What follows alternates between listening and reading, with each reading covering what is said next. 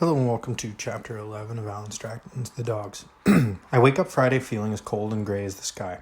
Mom brings me porridge and toast on a tray and leaves me a sandwich and an apple for lunch, plus a pitcher of water.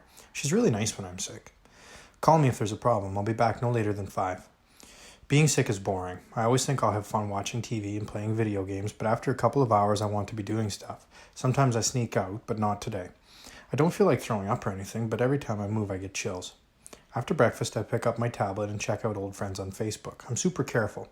Mom told me about privacy settings when we first ran away. She said she didn't want me to have an FB account, but sooner or later she knew I'd get one anyway.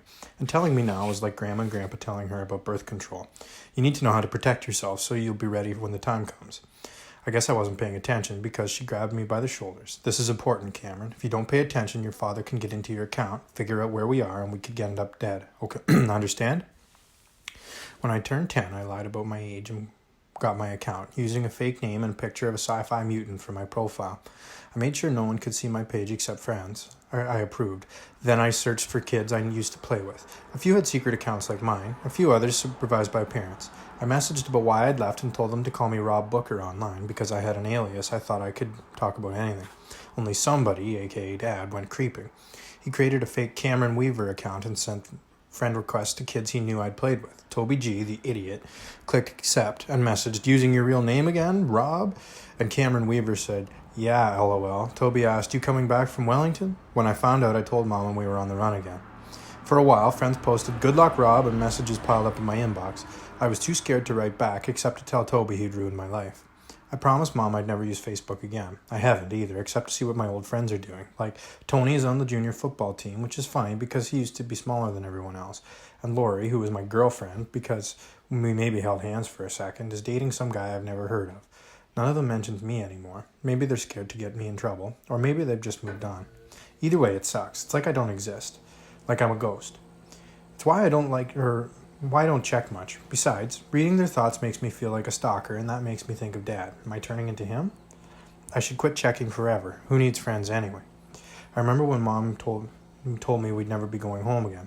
But what about Toby and Tony and everyone? I cried. You'll make new friends, Mom said. Right. Only whenever I do, we move again, and the hurt just gets bigger. It's better not to have friends. If I need to talk to someone, I should just talk to myself. At least that's something I'm good at. I put my tablet to sleep, close my eyes, and float to the place where I know I'm dreaming. But I also know it's daytime and I'm safe in my room. That's why I'm not worried when I hear Jackie's whisper. "I'm sorry I scared you last night." He sounds pretty fragile. That's okay. I'm not sure if I mumble this or if I just think it. It's no fun being alone. No fun at all. I've been alone since Father went away. I picture him sitting cross-legged on my desk. He looks like the kid I thought I saw in the barn, very small and pale with light freckles on his nose, and he has that cap with the raccoon tail and clothes like in old movies. My eyelids flicker. When they're open, Jackie's gone, and when they're closed, he's there again. So I'm just dozing. Good. I sink back into my drift. Jackie's fiddling with the tail of his cap. "Where'd your father go?" I asked, half bored.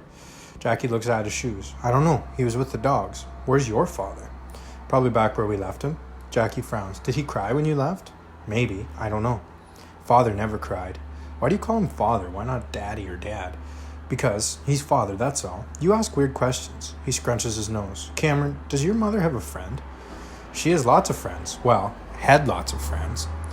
"I don't mean a friend. I mean a friend." "A man friend?" Jackie nods. I remember Mom's fights with Dad and the things he said.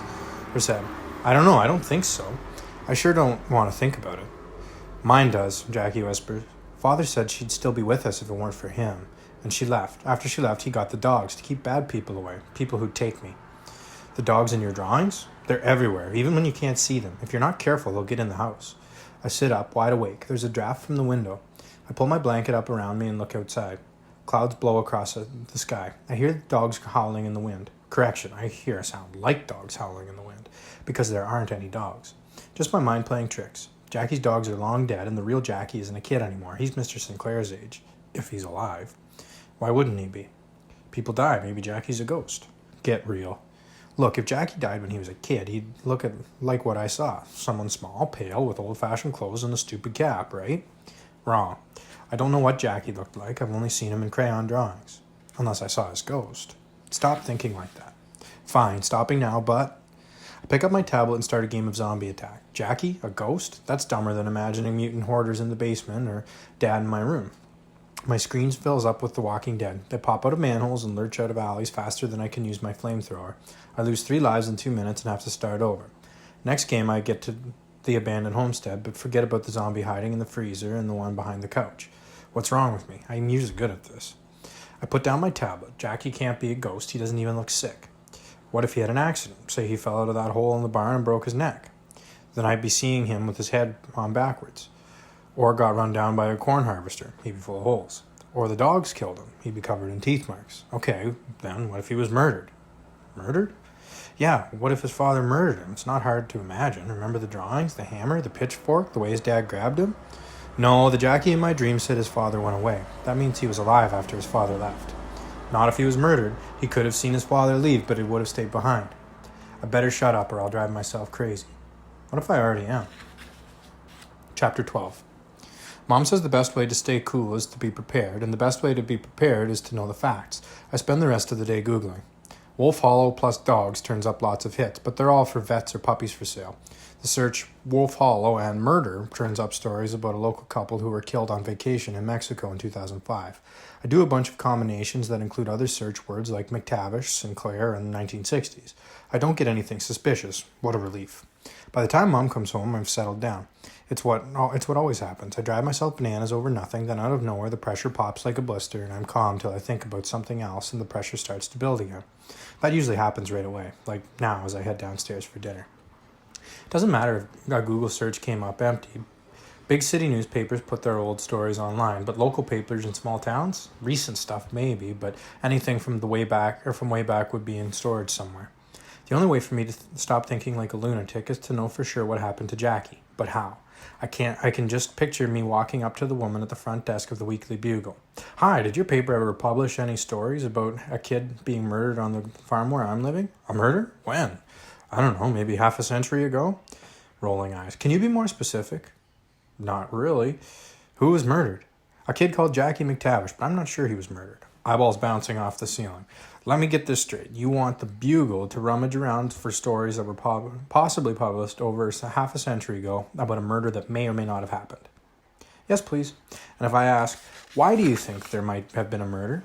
Because it would explain the ghost. The ghost? Yes, I saw a ghost. Or maybe I just had a dream. And by the way, could you also check for stories about wild dogs? Young man, does your mother know you're here? I sit down at the table. Mom's made an omelet with mashed potatoes and peas on the side. You're looking much better, she says. Thanks, I feel better too. I don't want Mom thinking I'm still sick and making me stay home to get creeped out again, so I have a bite. Out of nowhere, I get an inspiration for how to find out about the murder. So, Mom, I say all casual, would the real estate office know about the farms around here, like who's bought and sold them from the beginning? No, but it'd be easy to find out. Property records are at the registry office next to the town hall. Good. Would they say if there was anything unusual about a farm? I'm not sure. If there were termites, maybe, or asbestos in the insulation. But other things, such as I doodle my mashed potatoes with my fork. Oh, just other things, like say if someone was murdered. Mom gives me a close look. I don't know. I'm not a real estate agent. There might be. Great. So can I ask you a favor? If you have time tomorrow, can you please check into anything weird about this place? Mom chews slowly. Why? Because a registry office wouldn't like to be bugged by a kid. Cameron, is your imagination acting up again? No, I want to leave it at that, but Mom's not stupid. It's for a history project. My teacher wants us to research something local and write about what it means to us. Because I'm new, he said I could write about the history of what brought me here. She puts down her knife and fork, alarmed. Don't worry, I say quickly. I knew you wouldn't like that with Dad and all, so I suggested I write about the history of the farm instead. I told my teacher it means something to me because since I'm living here, I'm a part of its history from now on. Like I'm its next chapter. Mom smiles. I bet he liked that. Uh-huh, I nod, all serious, like I'm gunning for an A. And I thought if there was something juicy, like a murder or a suicide, it'd make my essay way more interesting. I know there probably isn't. All the same, I'm kind of hoping. Mom looks amused. Okay, I'll find out what I can. Maybe not tomorrow, but in the next few days. Don't be disappointed when everything comes back normal. I hate being sneaky, but I have to say I'm pretty good at it.